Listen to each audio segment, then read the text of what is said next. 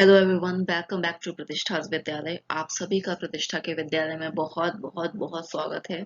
दोस्तों, आज हम लोग बात करेंगे बेसिकली कि vascular tissue system of plant क्या होता है। सबसे पहले तो ये समझिए कि वेस्कुलर टिश्यू सिस्टम से क्या मतलब होता है। जैसे कि हमारे अंदर बहुत सारी वेन्स होती हैं। वेस्कुलर का मतलब होता है वेन्स, मतलब जो ट्यूब लाइक स्ट्रक्चर्स होते हैं जो बॉडी में पाए जाते हैं या किसी भी तरीके की किसी भी लिविंग बीइंग में पाए जाते हैं। वो स्ट्रक्चर्स क्या करते हैं, जैसे कि हमारी बॉडी में जो वेस्कुलर सिस्टम है वो क्या करता है, गैसेस का एक्सचेंज करता है, CO2 एंड O2 का। उसी तरह से क्या होता है, प्लांट में भी एक वेस्कुलर टिश्यू सिस्टम होता है जो क्या करता है, बेसिकली जो फूड का और वाटर का एक्सचेंज करता है।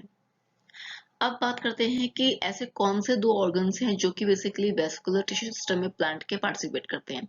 तो जो पहला ऑर्गन होता है वो पहला ऑर्गन होता है जाइलम का, बेसिकली जाइलम। दूसरा होता है फ्लोएम।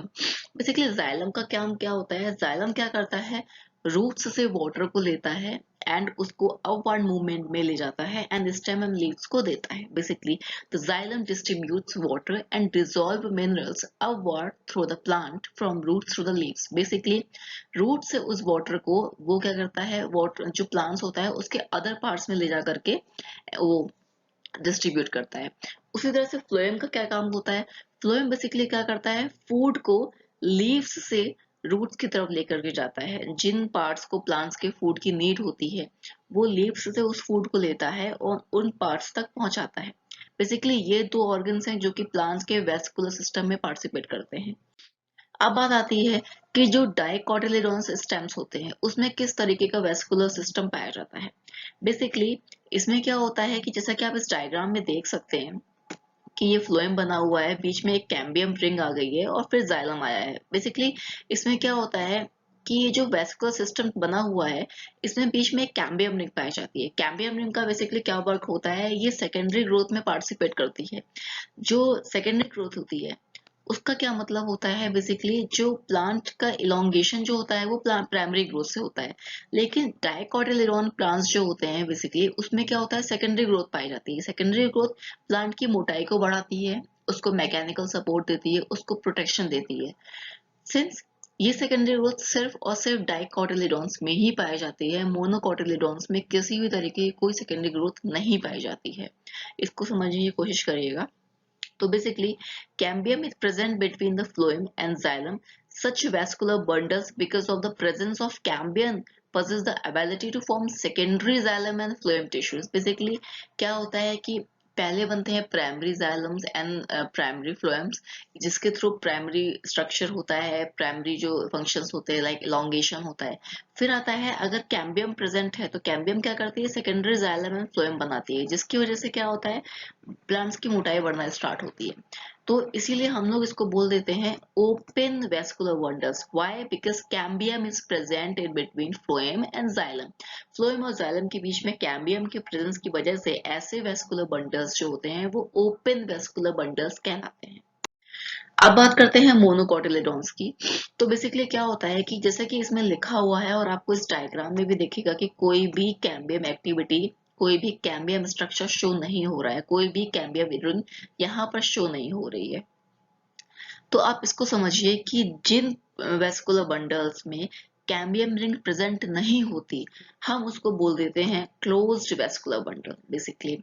और इस तरीके के वेस्कुलर बंडल्स हमें मोनोकोटिलेडोन्स में देखने को ही मिलते हैं। ठीक है, the vascular bundles have no cambium present in them, hence since they do not form secondary structure.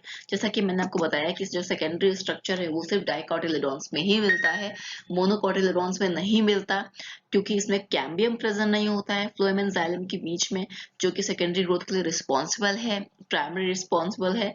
तो बेसिकली हम इसको क्या बोल देते हैं, closed vascular bundle, because there is fused. एक तरह से आप मानो तो ये फ्यूज हैं आपस में, इनके बीच में कोई भी क्या है कि कोई भी ऐसा स्ट्रक्चर नहीं है जो इनको अलग करता हो। अलग करेंगे तो इनका अलग एक सिस्टम हो जाएगा कि इसका अलग ओपन गेट हो रहा है, इसका एक अलग हो रहा है, तो इसको बोल देते हैं ओपन। पर सिंस इसके बीच में कोई रिंग ऐसी नहीं है जो इनको आपस में सेपरेट कर रही है, तो ये क्या है, फ्यूज्ड है एक तरह से। तो इसको हम बोल सकते हैं कि ये क्लोज्ड वैस्कुलर बंडल्स हैं। Okay, and closed vascular bundles are found only in monocots and open vascular bundles are found in dicots. Okay, अब आती है तीसरे वेस्कुलर बंडल की अगर हम लोग बात करें, and that is called radial. Radial में समझने की आपको जरूरत है, जैसा कि आप इस डायग्राम में देख सकते हैं कि क्या है कि एक तरफ जाइलम पाया जा रहा है, फिर फ्लोएम पाया जा रहा है, फिर जाइलम पाया जा रहा है, and then again phloem is found. So what is the manner when xylem and phloem are arranged in an alternate manner? Alternate manner means पहले xylem, फिर phloem, फिर xylem, फिर phloem. So this kind of vascular bundles are called radial, which are found in roots basically. क्या होता है when xylem and phloem within a vascular bundle are arranged in an alternate manner, जैसा कि मैंने आपको बताया, along the different radii, the arrangement is called radial, such as found in roots. Basically roots में ही radial vascular bundle आपको देखने को मिलेगा. एंड हम अगर बात करें तो बेसिकली जो डाइकोटिलेडॉन्स होते हैं लाइक लेग्यूम्स, पीज, लेंटिल्स, इसमें आपको सेकेंडरी ग्रोथ देखने को मिलती है. एंड और जो मोनोकोटिलेडॉन्स होते हैं लाइक शुगर केन हो गया, बनाना हो गया, इसमें आपको सेकेंडरी ग्रोथ नहीं दिखेगी. पर हाँ, क्या होता है कुछ प्लांट्स लाइक यका प्लांट्स हो गया, ड्रेसना हो गया, इसमें आपको सेकेंडरी ग्रोथ दिखती है in spite of being their मोनोकोटिलेडॉन.